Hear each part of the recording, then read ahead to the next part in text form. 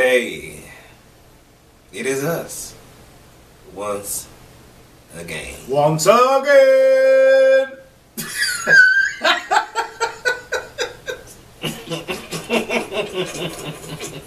I ain't gonna bring you in. Okay. I feel like I've been practicing that. You couldn't hold on to it anymore. You see, like you woke up this morning, I'm gonna do it, and you just been holding on. It's us. JT, Mike B. Yeah. How you doing, brother? Wait a minute. Did you lose your dog today? You was like, yeah. Like you depressed or something, brother? Do we need to have prayer? Take some shots or something? JT depressed, y'all. Oh, I'm doing all right. I'm doing all right. Right on. Oh, you asked me how I was doing. Yeah, how you doing, brother? I'm good, man. Smiling. Got my thug and my smart. I'm thug smart today. I can't see. Thug smart. See, and then the smart is coming out a little bit more than the thug.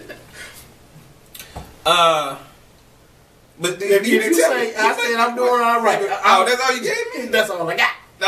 Okay. I knew you was about to come back to me. I'm like, did I hear what you say? How you doing, brother? Oh, I'm doing all right. Can't complain as usual. Shoot, ain't nothing going on in my world, but the rent. What song is that? Ain't nothing going on but the rent. No, I didn't say sing it again. Well, that's the song. You say, what song is it? You mean like I don't know. It seemed like you could have gave me more than what you already gave me. You want another clue? Yeah, give me something. That's all I know. It may not even be a song. It may be something that my family used to sing when you say, "What's going on?" Ain't nothing going on but the rent. I don't know. What you got for us, G? And while you singing it, I played it in my mind. Like, it's a bunch of idiots or something. Just like that. Well, we got some things in the news. And we're going to start with what's fresh off. What's his name? Michael Dunn. Michael Dunn. Oh, sweet Jesus. The Michael Dunn case in Jacksonville, Florida. I feel like you can't talk about it. If you don't even know. I'm starting out wrong. I ain't got his name. But usually I don't have their names anyway. They know. You know the situation. You don't know the name. Yeah. All right. Him. What's this? The fella. No, you can't start like that. The defendant. Yeah. Okay, go ahead. But the Michael Dunn case, he was being tried on 5 counts. We know. But he was convicted of 4. Mm-hmm. I believe. What was it? 2 counts of. Tell him who he is. Like what the whole trial was about. Give him something, JT. Well, Michael Dunn was at a gas station one night. I'm guessing pumping his gas. That's part of the story. He getting his gas, and he hears music, loud music. I hear music. If you sing, I'm sorry. God damn it! You got an audition coming up or something? What's going on?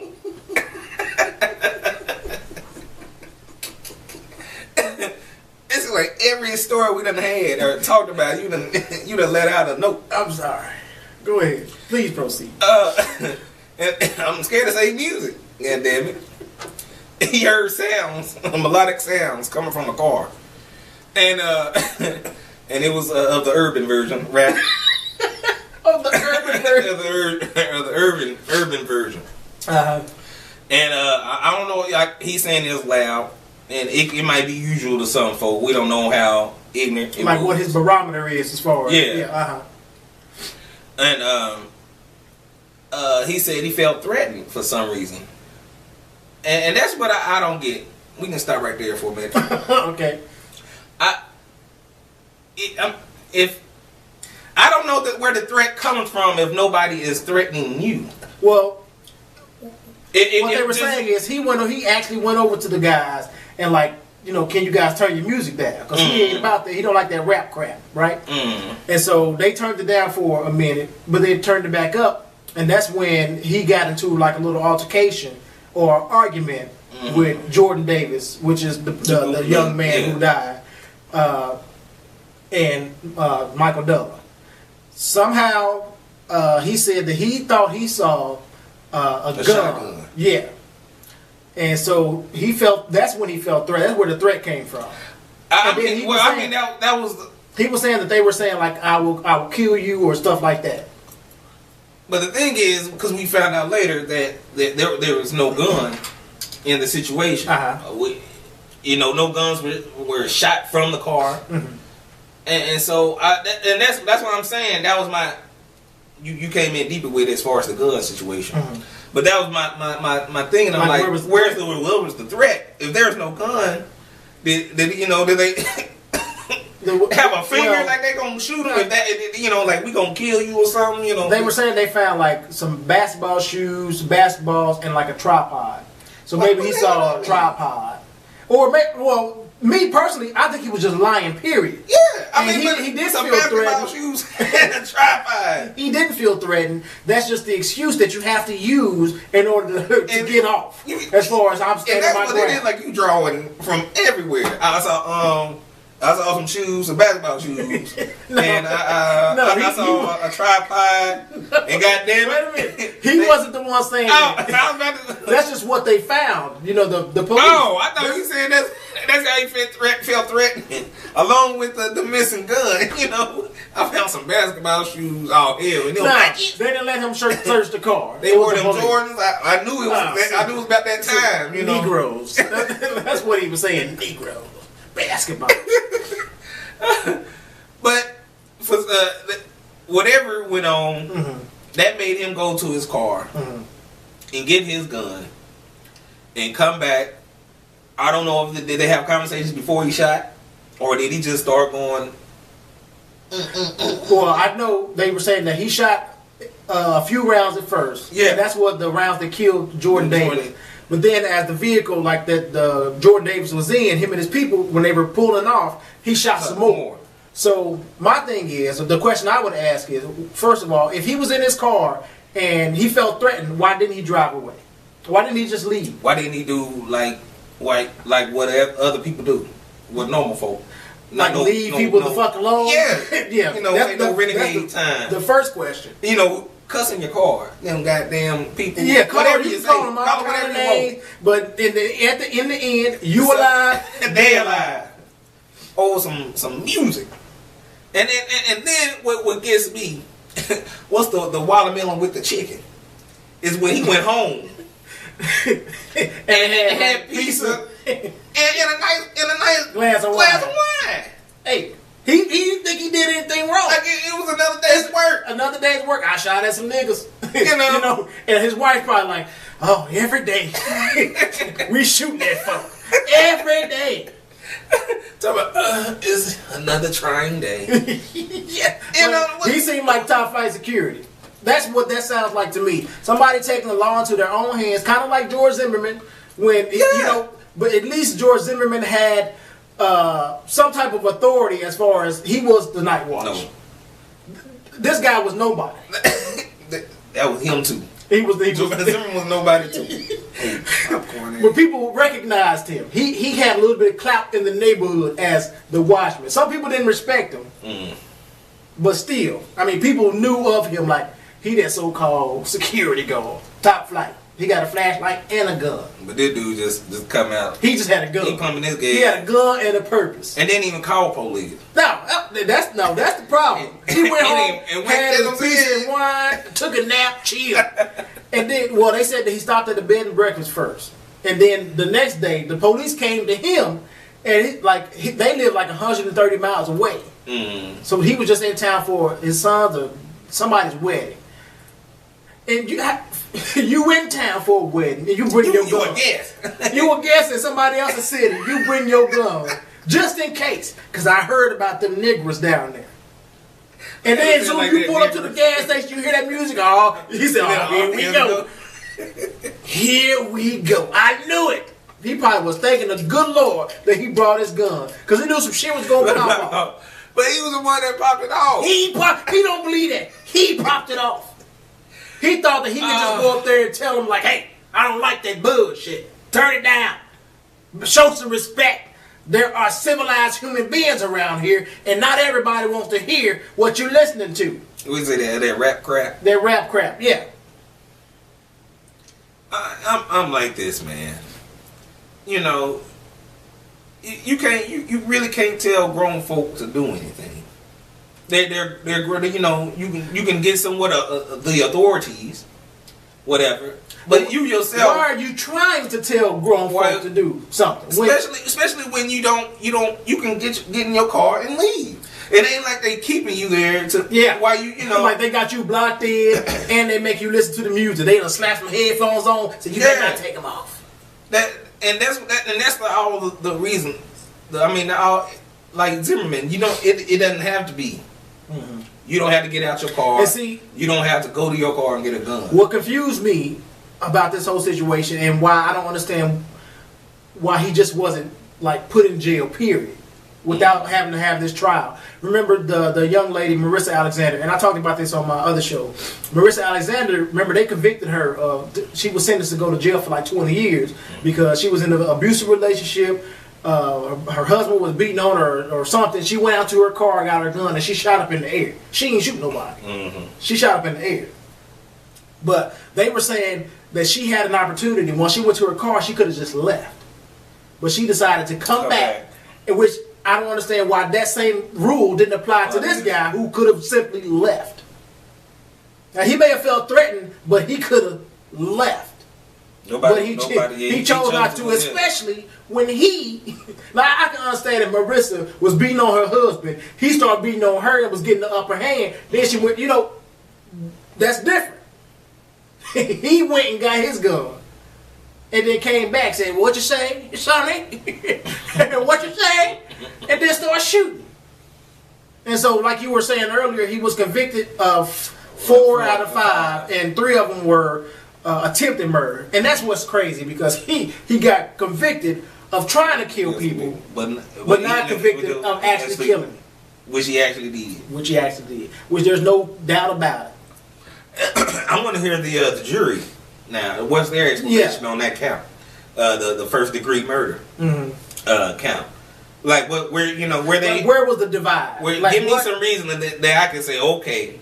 I can understand. See where the confusion came in. You know, we was watching one of the news shows, and when the lady said you don't know how the case was presented to them, and so they're going off how the case was presented. That's why people, you know, were mad at the prosecution.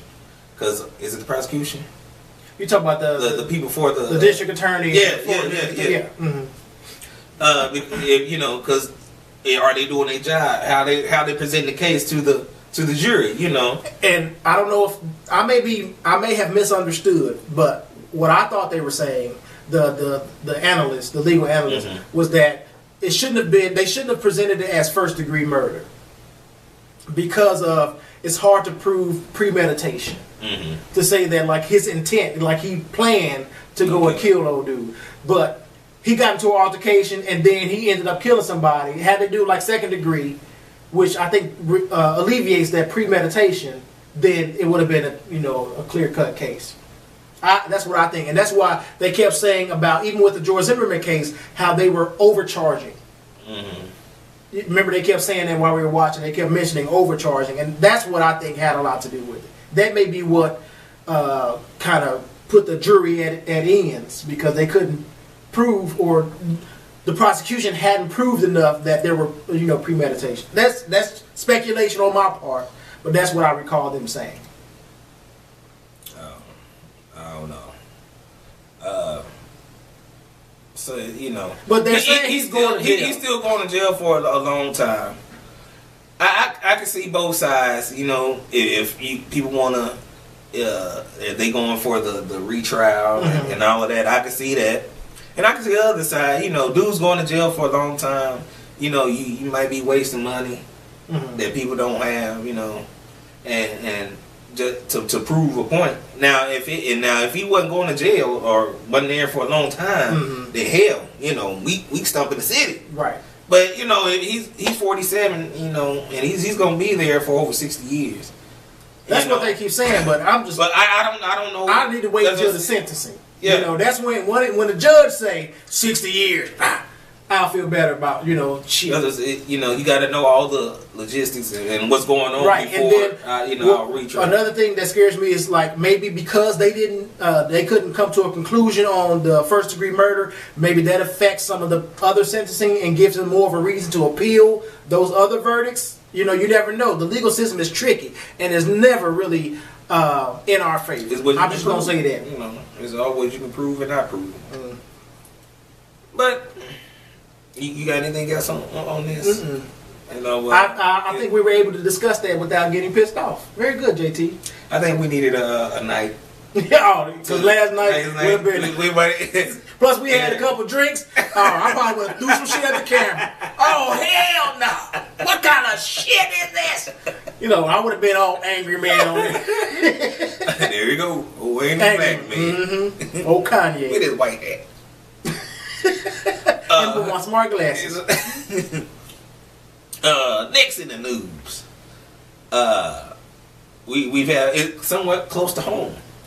University of Missouri football player came out. I'm about to say came out at us. Came out nope, about a week ago, week and a half, whatever, and said that he was homosexual. He was gay. He said that you can't say his name. You allergic? I can't even spew that. Michael Sam. Okay. Michael Sam, defensive. I believe he's a defensive end for University of Missouri. Is he pretty good as far as like on the field? Yeah, I think he was like co-defensive player of the year in the SEC. Co-defensive player of the year. Oh, you see, you're making me sound like I'm trying to be like I'm stupid. No, because I'm listening to myself as I'm saying it to you. Co-defensive. I'm like co-defensive. I never. Well, I don't watch sports like that, so I don't know. Huh? But they're words. So. You can understand I was words. just make sure they were the right words. Okay. And make sure I understood what you said. I mean, we got people out there that don't understand gibberish every now and then. Cool. So it's words. Co-defensive player of the year. Right on. Co-defensive. And see, look how you get me off track. He came out. Yeah, he came out. He told his team and teammates, coaches, I think before the season. So they played all season long knowing. I mean, that was just good that they didn't leak out. No homeboys told their girlfriends or nothing. Because once you tell some of the girls, somebody's going to tell you. It's as good as good. Gone. And so, but they kept it to themselves until it was time for him, But I think eventually when it came out now that he's coming out this year and then, getting into the draft. And they dig deep as far as, getting into your background. Yeah, personal life. Yeah. It's almost like they, the CIA or something. It's crazy. Is that what happened to, what's the guy that got catfished? Tal Mateo. Is it Tal Mateo? Is it Mateo Tal? Monte Teo or Monte? We sound like some fools. That's what we sound like. Monte Teo or some bullshit. He played for Notre Dame. Well, yes. I'm saying, like, is that the reason that situation came out because people digging in his background and figured out, like, because he wanted to go into the draft. I mean, I think that was. I don't know how that came out. I really don't. To tell you the truth. Okay. But do you think that's the reason that Michael Sam actually decided this is the best time to come out and tell people because I'm thinking about going to the draft and it's going to come out? I'm thinking that too. And some commentators saying him saying coming out and saying it's gonna hurt his draft status. And eight teams already said they probably gonna pass him just because they don't want the headache of the media. Really? Which is I can see it both ways. You can say, well, that's not fair, but then you think in business, it's already gonna be a media circus. You might have to spend some money and time on this, which you don't need or want as far as a business person. Right. You know, they might have be sympathetic to the situation, but they don't want that situation. It's on, how many teams is it? It's like 30. 32? And 8 teams already said it. Not you today. know, some GMs are like, they already they come out saying like they think they'll hurt his draft status. They didn't say like we're not going to just draft. They didn't want to be discriminatory. Yeah. Okay. Yeah. Right. But they're saying, they can see his draft status dropping because of the situation. But I think it's better for him. Might as well do it now. And we getting used to the gay liberation or the gay movement that's going on in the last few years, and so everybody's having somewhat of a tolerance. Yes, it's much more tolerant now. Yeah, it's. You think that had any effect on what's the other guy named Michael? Collier? Jason Collier. Jason Collins. I was all the way off. You think he like him coming out? Well, it didn't help his case because he didn't get drafted, right? Yeah. No, he got drafted. He just. I mean, he didn't. What I'm saying, once he announced, but he wanted to be on the team, but nobody else picked him up, right?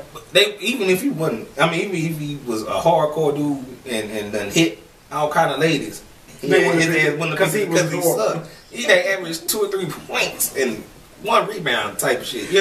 Like how'd he last this long? That's the question. Like why? Somebody owed us some favors. Yeah, well I think he like 6'10", like 6'11", 7 feet, so he was a big body. So that's the only reason I could, because he wasn't helping the team at all.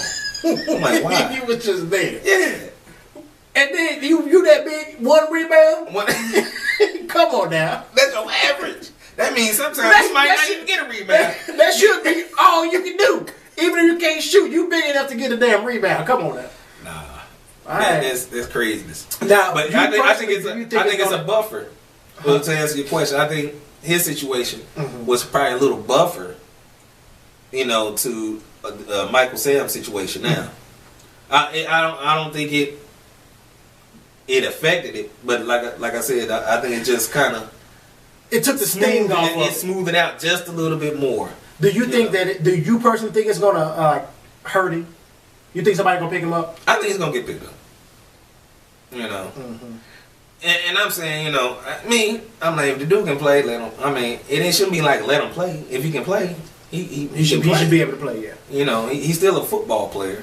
You might not agree with his lifestyle, sexual orientation or whatever, but this is his job. If he can perform his job, That was very grown up over you, JT. Look, God is doing a work in your life. Well, I always like to tell the truth, Mike B. That's what they call me, the truth teller. Oh, do they? Right on. I be walking down the street, truth teller. Is that what they call it? Shoot the bombs. And they know that they the ones that know the truth. Too much truth, I guess. But anyway, what's your thoughts on the situation? You watch some football. You know what's going on. I watch some, but I don't watch enough to know whether he's good enough. Yeah, he's good enough to be drafted to at least third round. When you are a co-defensive player of the year in the SEC conference, you good. That's the best conference. In the nation. And so if you that good to be, a defensive player of the year, then somebody should want you. I think he's somewhat undersized as far as height. I think he's probably like 6 feet 6'1" or 6'2" or something like that. Usually linebackers and defensive end are like 6'4" and above. So but as far as weight and everything and agility and speed and all that, he got it. He got it. Right on. I don't have nothing. And his teammates, he played a season with his teammates knowing it wasn't, so it wasn't like a shot to them. Oh hell no. They we didn't. If it was, we didn't hear about it. That's what I'm saying. And that's at the beginning. I was like, I don't know how they kept the wraps. On the wraps for a whole 4 months. And so, hey, it's just like gay. Now it's like a gay coworker. I don't go home, girl. I met a homosexual. Can you believe? Can you believe? You know that ain't the other thing. But you don't have to shower with your coworkers either. I think that's the locker room is going to cause some problems. And one dude made up a good point. And you know how some when you say it's like insecurities, so dude is there for work, but you are attracted to men. You got at least like 60-something dudes in there, and there's not one that you're not attracted. Put me in a locker room with 60 women. It's gonna be at least one. And this is my sexual preference. Right. You gonna have at least one. You like, But hopefully he don't act on it. And that's the only thing. Just don't act on it. Just don't act on it. And that should be cool. So yeah, no towel games. None of that. We don't. There's no God code for I don't know, man. Well, anyway, good luck to him. We gotta wrap it up. You got any more words? No more words. Till then, people. Till next time. Peace.